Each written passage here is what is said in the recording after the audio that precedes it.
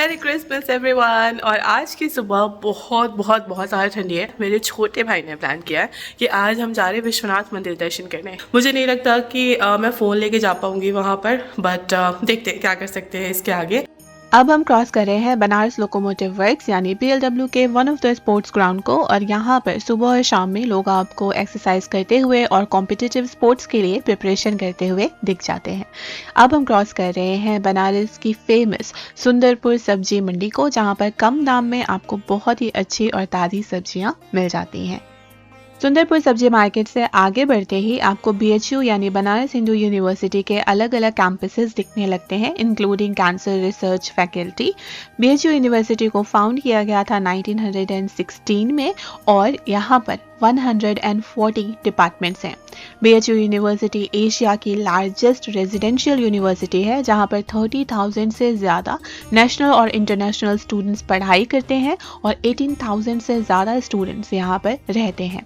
आज हम आए हैं हॉर्टिकल्चर स्टूडेंट्स के द्वारा ऑर्गेनाइज किए गए इस फ्लावर एग्जीबिशन को देखने के लिए। बट ये फ्लावर एग्जीबिशन आज शाम 4 बजे से शुरू होना था और अगले 2 दिन तक चलना था, तो अभी यहाँ पर एंट्री अलाउ नहीं थी। BHU यूनिवर्सिटी के अंदर नए विश्वनाथ मंदिर का कैंपस भी है, जहाँ पर आपको फाइन आर्ट्स के स्टूडेंट अपनी पेंटिंग्स का एग्जीबिशन लगाते हुए दिख जाते हैं और इन पेंटिंग्स को आप खरीद भी सकते हैं। ये मंदिर मैं आपको पहले दिखा चुकी हूँ, इसलिए आज हम यहाँ नहीं जा रहे। BHU यूनिवर्सिटी में इंडिया का one of the top most medical institute Sir Sundarlal hospital भी है। क्योंकि हम यहाँ पे फ्लावर एग्जीबिशन नहीं देख पाए थे, इसलिए अब हम यहाँ से निकल कर जा रहे हैं अपनी नेक्स्ट डेस्टिनेशन या नेक्स्ट टेम्पल की तरफ।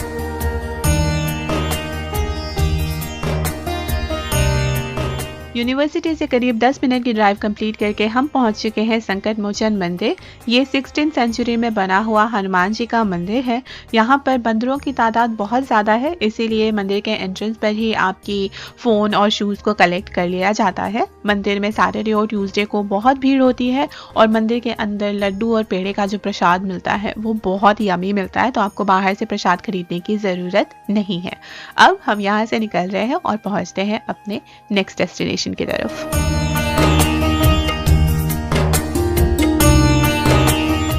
देखिए, बनारस में वैसे तो मंदिरों की कोई कमी नहीं है, लेकिन अगर आप एक दिन में काफ़ी सारे फेमस मंदिर कवर करना चाहते हैं तो आप ये सेम रूट फॉलो कर सकते हैं जो मैं कर रही हूँ। अभी हम हैं संकट मोचन मार्ग पर, और यहाँ पर संकट मोचन मंदिर के बगल में ही है त्रिदेव मंदिर। यहाँ पर प्रसाद जो मिलता है पेड़े का वो बहुत बहुत यमी होता है, और इससे 5 मिनट की वॉक पर है वाइट मार्बल से बना हुआ श्री तुलसी मानस मंदिर। ये बहुत सुंदर मंदिर है। ये 1964 में वेस्ट बंगाल की एक ठाकुरदास फैमिली द्वारा बनाया गया था। अगर आप आसपास में घूमते हुए बहुत ज़्यादा थक गए हैं या बच्चों के साथ हैं, तो इस मंदिर का कैंपस आपके लिए एक रिलैक्सिंग ग्राउंड हो सकता है। यहाँ आसपास में खाने के भी बहुत सारे ऑप्शंस हैं, और अगर आप सावन के टाइम में यहाँ पर आ रहे हैं तो यहाँ पर एक बहुत बड़ा सावन का मेला भी लगता है, जो कि बच्चों के लिए, बड़ों के लिए, सबके लिए थोड़ा इंटरेस्टिंग तो होता ही है, लेकिन ऑब्वियसली भीड़ भाड़ भी हो जाती है।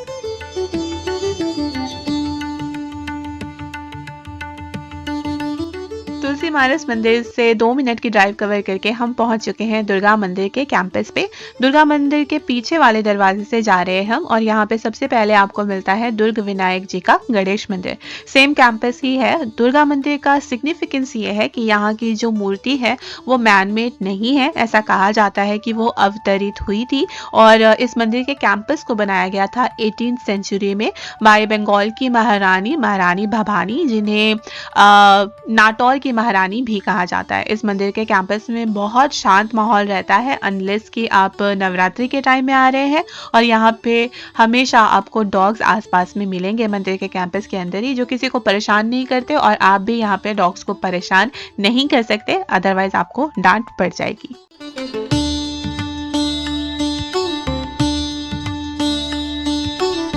इस एरिया में सारे ही मंदिर बहुत पास हैं, तो दुर्गा मंदिर से 5 मिनट की ड्राइव कवर करके हम पहुंच चुके हैं मणि मंदिर। ये मंदिर बना तो 1940 में था, लेकिन इसका मॉडर्न और बड़ा कैंपस अब तैयार हुआ है, तो अब लोग इस मंदिर को ज़्यादा नोटिस करते हैं। यहाँ पर गौ रक्षा को लेके, बैलों की रक्षा को लेके बहुत सारा काम होता है, तो आप चाहें तो यहाँ पे दान दक्षिणा भी कर सकते हैं, गायों के लिए खाना भी भिजवा सकते हैं। और इस मंदिर का जो पूरा कैंपस है वो बना है राम जी के राज दरबार की तरह। यहाँ पर 151 शिवलिंग है और सबसे इंटरेस्टिंग चीज़ जो यहाँ की है वो है मार्बल के बने हुए शिवलिंग। ट्रांसपेरेंट मार्बल के शिवलिंग मैंने पहले कभी नहीं देखे थे, तो मेरे लिए इसे विटनेस करना बहुत इंटरेस्टिंग था। मंदिर के कैंपस के अंदर ही आपको रसोई भी मिल जाएगी, भंडारा भी मिल जाएगा और यहाँ आसपास में बहुत सारे लॉज और होटल्स भी हैं, तो आप चाहें तो यहाँ आसपास में रहने के लिए चूज़ कर सकते हैं ताकि सारे मंदिर कवर करना आपके लिए कंपैरेटिवली ईजी रहे। अब चलते हैं आगे। मणि मंदिर से करीब 15 मिनट की ड्राइव पर स्थित है होटल ब्रॉडवे और इसके बिल्कुल बगल में स्थित है मंदिर कीनाराम बाबा जी का। ऐसा माना जाता है कि वो कपल्स जिनकी गोद नहीं भर पा रही है, अगर वो इस मंदिर के कुंड में आकर स्नान करते हैं और यहाँ मान्यता मानते हैं तो उनकी गोद डेफिनेटली भरी जाती है। देखो, मुझे नहीं पता कि इसमें कितनी सच्चाई है या नहीं, लेकिन जो मान्यता है वो मैं आपको बता रही हूँ। और यहाँ पर फ़ोन का यूज़ करना बिल्कुल मना है।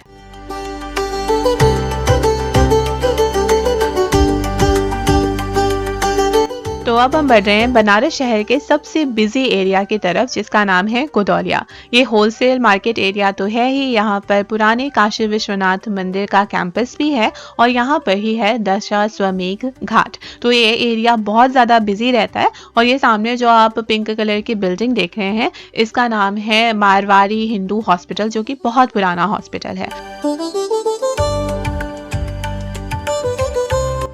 अगर आप गंगा घाट की तरफ ना जाकर बांसवाटक रोड को पकड़ेंगे तो थोड़ी ही दूर में आपको दिखेगा फुलवारी कैफे और फुलवारी कैफे से स्लाइड टर्न लेते ही आपको दिखेगा ये प्राचीन मंदिर, जिसका नाम है काशीराज काली मंदिर।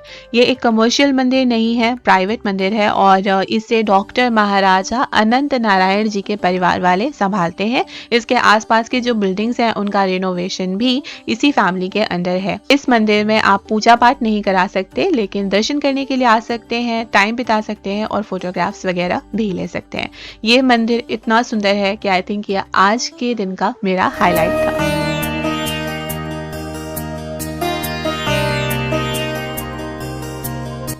बांसवाटक रोड पर ही हम आगे बढ़ते जा रहे थे और ये जो लंबी लाइन आप देख रहे हैं, ये लगी है काशी विश्वनाथ जी के दर्शन करने के लिए। और ये सिर्फ एक रोड की लाइन आपको दिख रही है, ऐसे 4 द्वार हैं, तो अलग अलग द्वार पर इतनी ही भीड़ लगी होती है। और आजकल अगर आप दर्शन करने के लिए आ रहे हैं तो आपसे 3 से 4 घंटे निकाल कर आने चाहिए। मेरे पास इतना टाइम आज तो नहीं था, तो आज मैंने भगवान को बाहर से ही प्रणाम करके माफ़ी मांग ली और हम पहुँच गए कचौरी गली नाश्ता करने के लिए।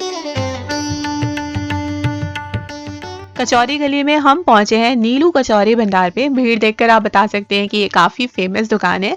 यहाँ पर मिलती है हींग की कचौरी और ये राजस्थानी कचौरियों से काफ़ी डिफरेंट थी, छोटी छोटी सी थी और साथ में दिया जा रहा था काले चने की सब्जी, थोड़ी सी चटनियाँ और मूली का सलाद। बहुत अच्छी कचौरी थी, लेकिन अगर आपको हींग का टेस्ट पसंद नहीं है then it is not for you.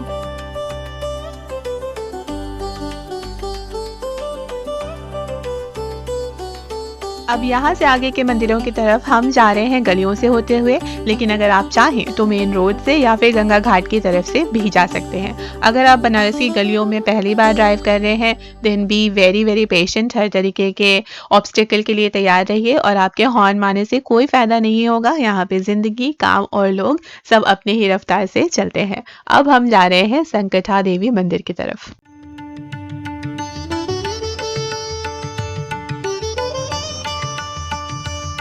18th century में बने हुए इस छोटे से मंदिर की मान्यता ये है कि अगर इस मंदिर में आकर आप अपनी लाइफ पे आए हुए किसी भी संकट के लिए पूजा प्रार्थना करते हैं, मान्यता मानते हैं, तो माता रानी अपने 10 हाथों से उस संकट को दूर करती हैं। पुराने टाइम में शादीशुदा औरतें अपने दूर देश में गए हुए या वॉर में गए हुए हस्बैंड्स की सेफ्टी के लिए यहाँ पर आकर प्रार्थना करती थी। इसके बाद हम पहुंचे सिद्धेश्वरी जी के मंदिर में। इस मंदिर में एक कुआं है और ऐसा मानते हैं कि अगर आप इस कुएं में झांक कर देखें और इसके पानी में अगर आपको अपनी परछाई ना दिखाई दे, इसका मतलब है अगले 6 महीने के अंदर आपकी मृत्यु हो सकती है। मैंने झांक कर देखा, मुझे तो मेरी परछाई दिखाई दी, इसका मतलब है आने वाले टाइम में आपको व्लॉग्स मिलते रहेंगे।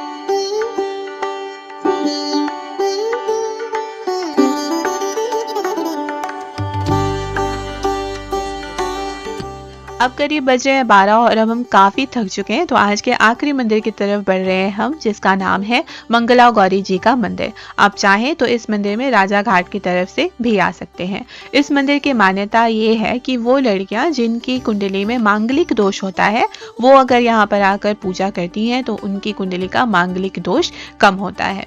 नीचे घाट का बहुत ही अच्छा व्यू था, तो मैंने सोचा कि एक बार घाट पर होकर आना तो बनता है, लेकिन यहाँ की सीढ़ियाँ बहुत ही ज़्यादा स्टीप हैं, यानी खड़ी हुई हैं। तो अगर आप यहाँ पर नीचे आ रहे हैं या फिर घाट से ऊपर मंदिर की तरफ जाने की कोशिश कर रहे हैं तो बहुत ही केयरफुल रहिए।